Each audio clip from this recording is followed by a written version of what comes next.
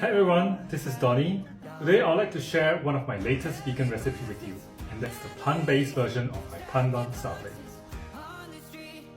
Whip the vegan butter till it soft peaks. Then add in the pandan juice as well as the pandan paste. Add in all the all-purpose flour and powdered sugar together.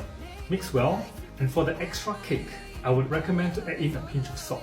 The dough should be fairly dry and crumbly at the moment. Form the doughs into 5 to 8 cm diameter of logs. Wrap these logs into transparent foils and then freeze them. After a few hours, take these logs out and cut them into slices of about half a cm. Place these slices on a baking tray and bake them at 140 degrees for about 12 minutes. Leave them on the tray till it's completely cold. Store them in an airtight container and they stay fresh for about 2 weeks.